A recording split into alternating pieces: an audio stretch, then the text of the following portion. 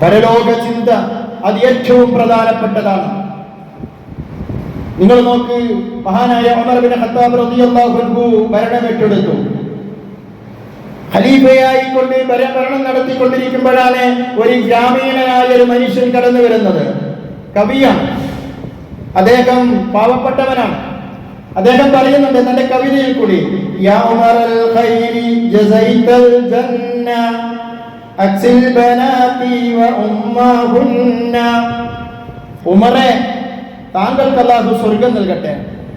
എനിക്കും എന്റെ പെൺകുട്ടികൾക്കും ആ പെൺകുട്ടികളുടെ ഉമ്മയ്ക്കും ധരിക്കാൻ വസ്ത്രമില്ല, അതുകൊണ്ട് താങ്കൾ തരണം.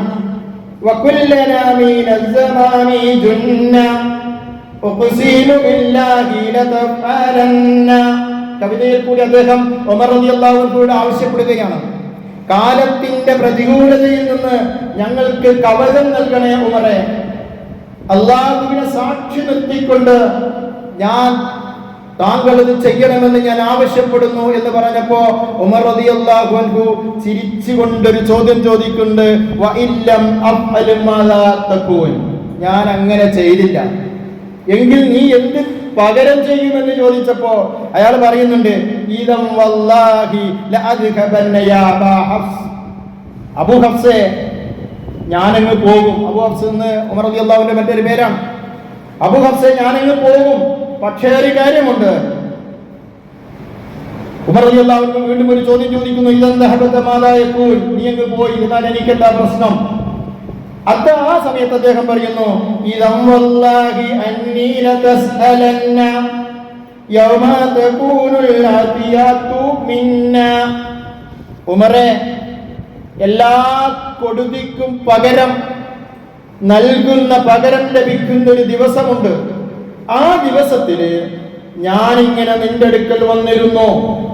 എന്റെ കുടുംബത്തിന് ധരിക്കാൻ വസ്ത്രമില്ലാഞ്ഞിട്ട് ഖലീഫയായ അങ്ങയുടെ അടുക്കൽ ഞാൻ വന്നിട്ടുണ്ട്.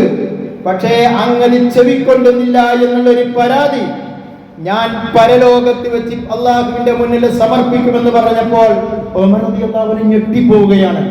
ഉമർ റളിയല്ലാഹു അൻഹു കരഞ്ഞുപോയി. എന്നിട്ട് പറയുന്നുണ്ട്, അദ്ദേഹത്തിന് എന്താ വേണ്ടതെന്ന് വെച്ചാൽ കൊടുക്കണം എന്ന്. ഇവിടെ നമ്മൾ വളരെ ഗൗരവമായിക്കൊണ്ട് മനസ്സിലാക്കേണ്ട ഒരു കാര്യമുണ്ട്.